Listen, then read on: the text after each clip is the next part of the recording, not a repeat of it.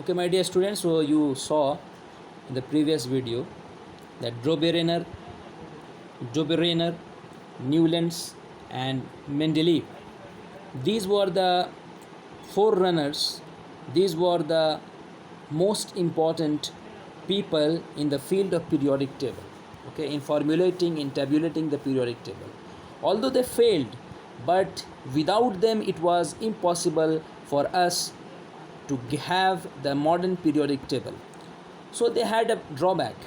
Okay, and especially Mendeleev is the first person who organized the periodic table in the best of ways. Okay, the only fault he had, that he said that properties, according to Mendeleev, properties of elements are periodic are periodic functions of atomic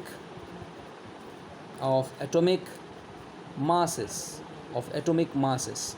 Okay, this was the main fault of Mendeleev and Newlands. I'm not talking about Dobereiner, because Dobereiner, he had a separate kind of a table in which he arranged three elements. He grouped three elements at a place, and he said that the middle element will have its atomic mass equal to the average of the atomic masses of the extreme elements. So that's a different law.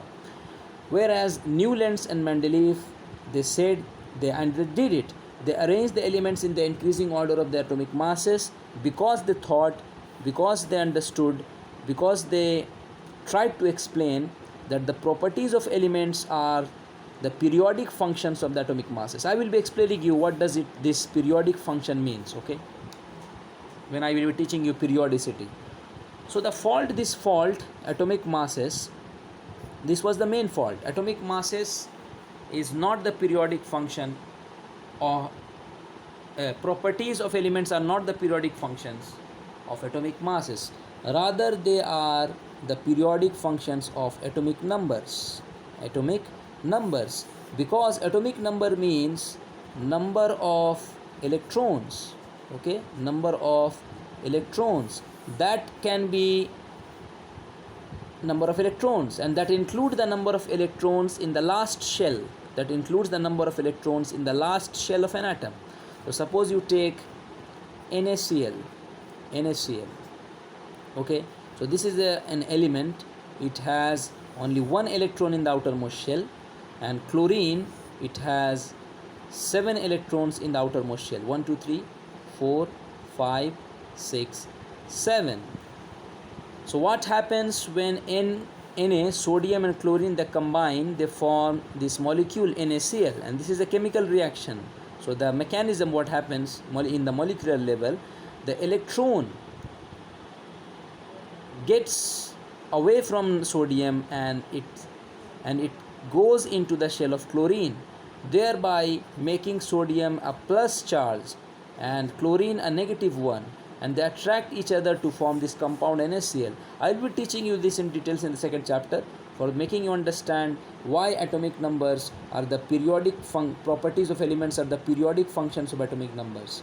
This is why atomic numbers are the periodic functions, because electrons are the things which make elements combine each other. They play the main role in chemical reactions. Okay, so electrons are the chemical, they play the important role, and they determine what sort of chemical properties an element will have. Okay, how will it be an element, will it be a metal, will it be a non-metal, will it be a metalloid, will it be a gas, and whatsoever. Okay, so electrons, they determine, they define, they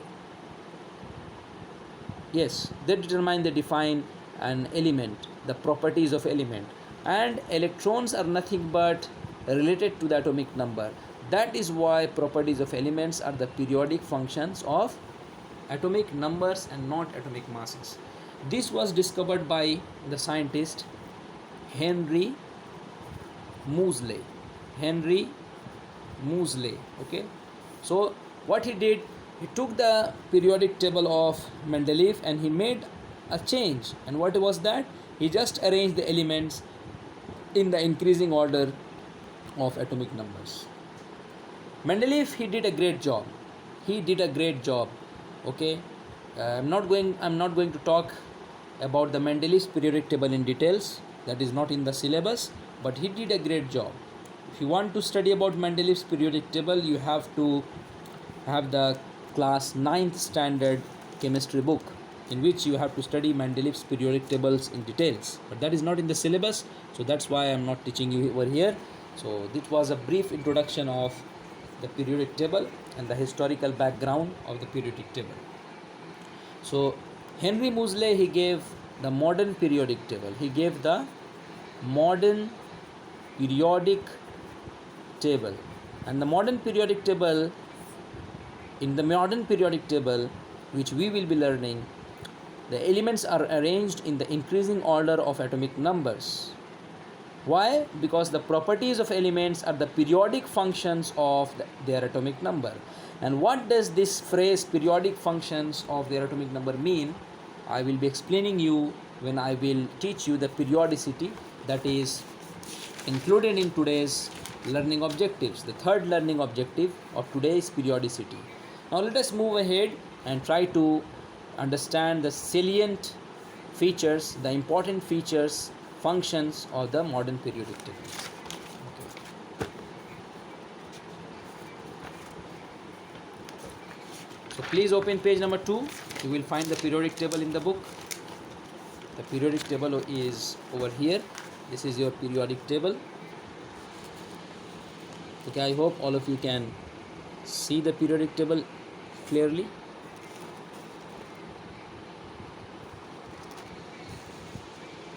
So this is the periodic table. This is the periodic table. Okay. You can see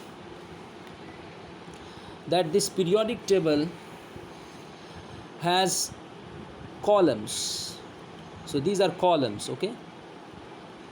These vertical lines, these vertical groupings are known as groups. Okay, so these columns are groups, and there are 18 groups in the modern periodic table. You can see the numbers written over here. So this is 1, 2, first group, the second group, this is 3 to 12. So these in the middle, this block in the middle, these vertical columns are numbered from 3 to 12. Okay, so and these ones are numbered from 13 to 18. So this is the 13th group, this is the 14th, this is the 15th, this is the 16th, this is the 17th, and this is the 18th one. So these vertical columns are termed as groups in the periodic table. What are they termed as? Groups. And how many groups are there? 18. Now you can see that there are horizontal lines as well. These horizontal lines are the rows. Okay, so the first row, you can say it is numbered as well. Okay, the yellow colored block gives you the numbers of these rows. This is the first row, this is the second row, this is the third row, this is the fourth row, this is the fifth one, this is the sixth one, and this is the seventh one. So there are 7 periods, 7 rows. The periods are known as, the horizontal rows are known as periods, and the vertical columns are known as the groups. Now you will ask, sir, what about these 2 blocks which is written, which is printed at the bottom of the periodic table? These are the elements which belong to the 6th period and the 3rd group, and these are the elements which belong to the 7th period and the 3rd group. So they are included in the periodic table in this middle block. Okay, 3 to 12. But why they are written separately? The reason is only one, and what is that? If you put this element, if you arrange this element over here, it will be very difficult to get a decent diagram, to get a decent and proper outlook of the periodic table. So it will be distorted. Okay, so to maintain the decency of the diagram, to maintain the properness and the what is that? Yes, decency of the periodic table, to make it look more proper, more yani organized. These elements are written separately. Okay, if you put these elements in between, it will become like this, and it will be very difficult for us to make the periodic table on a single page. Okay, it will require a very big page, and it will look very distorted. So to maintain the decency, the elements have been printed. These extra elements have been printed at the bottom of the periodic table, and you can see the arrows, they are pointing towards it. So these row belong to the 6th period, and this row belongs to the 7th one. Hope you understood. So they are known as the lanthanide series and actinide series. I will be talking about these in details. Okay. So this is what periodic table is. Now let us try to understand the salient features of the periodic table. So the periodic table,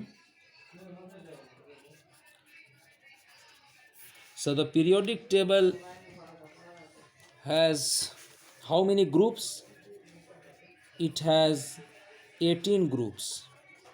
It has 18 groups. That is the vertical columns. How many periods it has? How many periods it has? It has 7 periods. That is the horizontal rows. Okay, so the 7 horizontal rows and 18 vertical columns, they are known as groups and periods. It's very important to know this, groups and periods. Okay. So if you look, please open page number 2. I'm explaining you the very first group are known as the alkali metals. They are known as the alkali or alkali, the way you pronounce it. Some people they pronounce it alkali, some people they pronounce alkali. So they are alkali metals. So they are metals, alkali metals. Okay, they are alkali metals. Why they are alkali metals? Because they form strong alkalis. They form strong alkalis with water. They form strong alkalis with water. And what are alkalis? Alkalis are hydroxides of metals. For example, NaOH, CaOH2, okay, MgOH2. So wherever you find this OH and a metal, Na is a metal, calcium is a metal, magnesium is a metal, okay, and along with this OH radical, OH stands for hydroxide. So hydroxides of metals are alkalis, and they have to be water soluble. So all hydroxides are not alkalis unless and until a hydroxide is water soluble. If you can dissolve that hydroxide into water, then only you can say that these hydroxides are alkalis. So they have to be water soluble. Okay, so again, in a nutshell, group 1 are alkali metals. Why they are alkali metals? Because they form strong alkalis with water. When you add water to them, they form strong alkalis. And what are alkalis? Alkalis are the hydroxides of metals. And what are hydroxide of metals?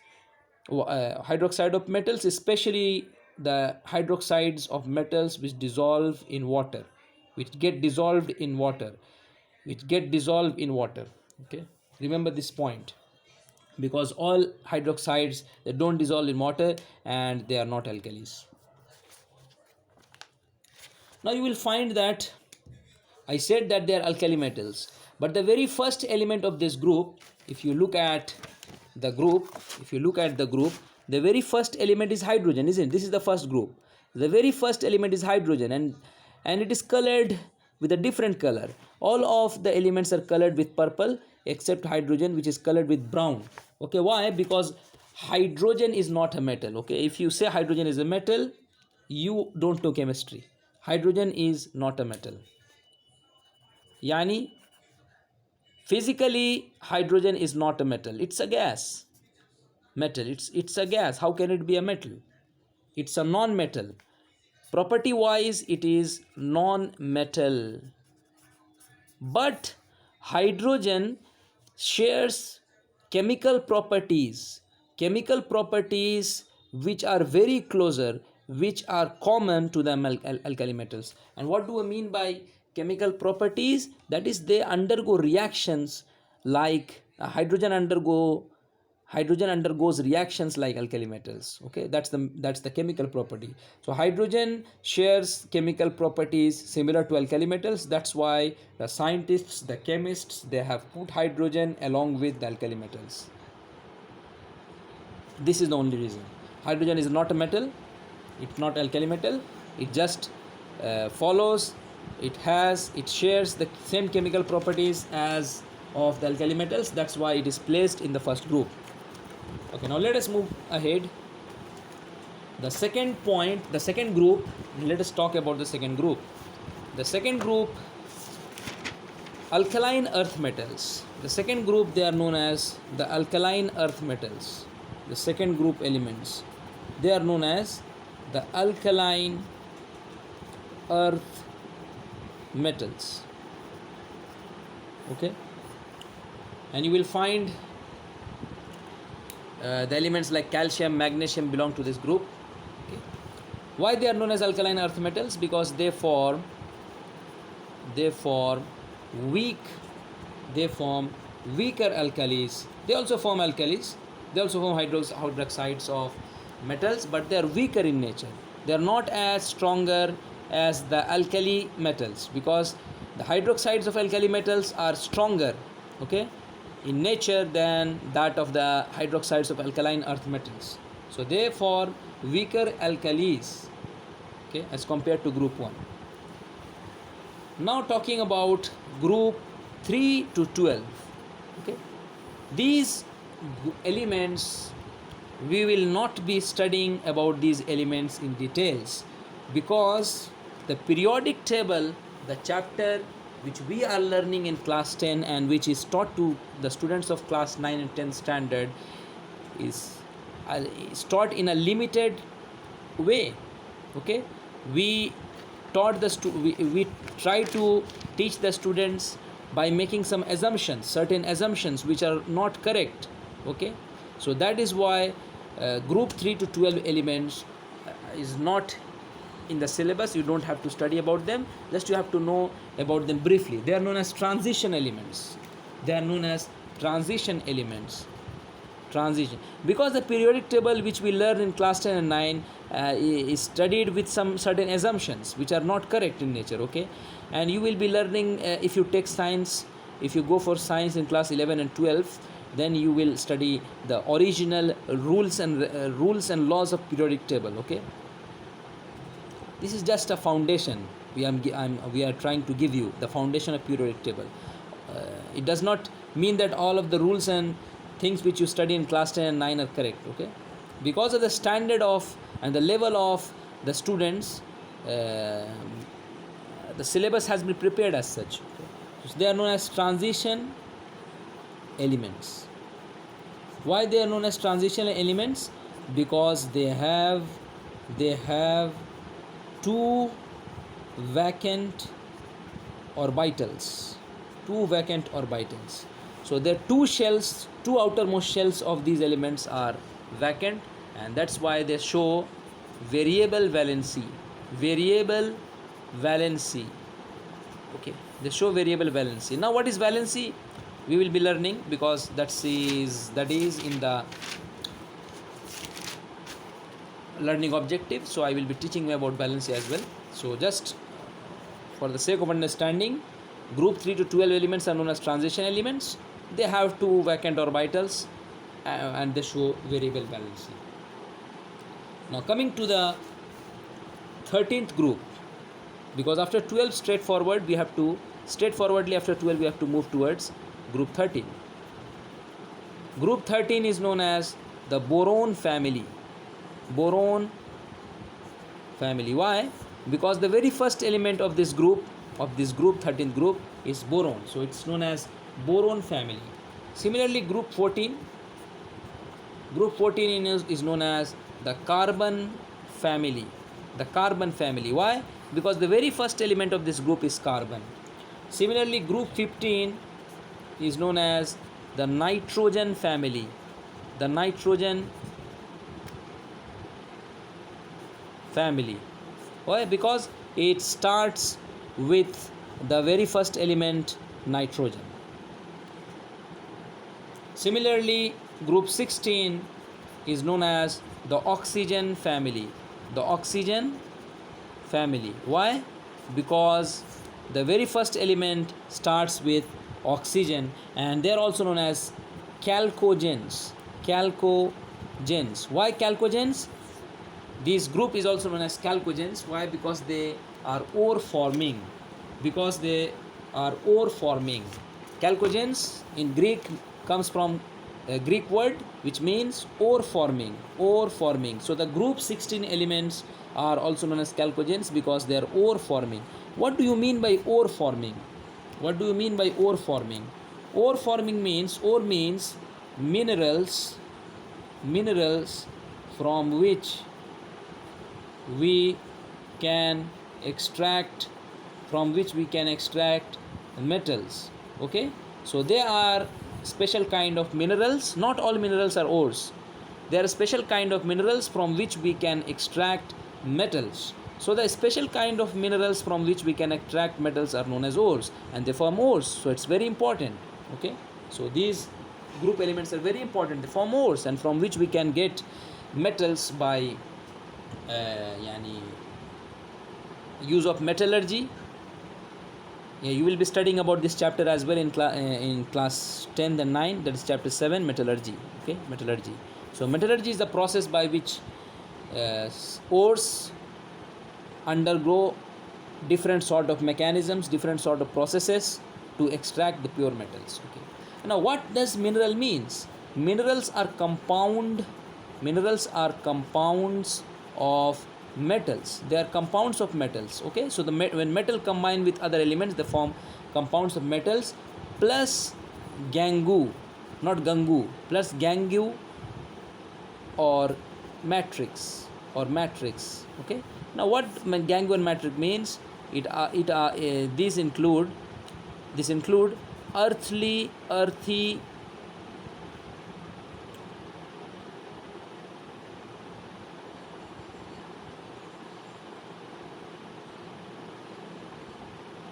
impurities. Okay, I forgot the word, so I got impurities, earthly impurities, or impurities from the earth. Okay, they include soil, sand, silica, limestone, etc.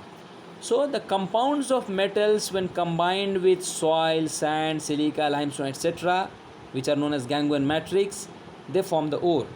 Okay, and especially when we can get metals from it. So chalcogens, they form ores. That's why they are very important to be studied, and one of the important groups because of the ore formation. Now group 17 are known as halogens. Why? Because they are salt forming. Halogens means salt forming. So all of these elements which belong to the 17th group, fluorine, chlorine, bromine, iodine, these are salt forming elements. So they belong to the 17th group. And the last group is the 18th group, and they are known as the zero group. They are known as the zero group or inert gases or the noble gases. These are the different names assigned to this group. So zero group, inert gases, noble gases. Why they are known as zero group? Because the valency of each and every element of these group elements is zero. Why they are known as inert gases? Because all of these are gases and they don't react. They are inert in nature. They hardly react with other elements, and that's why they are known as noble gases. Noble means they're very honorable. They don't react. They don't don't get confrontations with other elements. They don't fight with other elements. They don't react with other elements. That's why they are noble, and they're inert, and they're zero. Hope you understood the salient features of the modern periodic table, and I have explained you about the different groups in brief.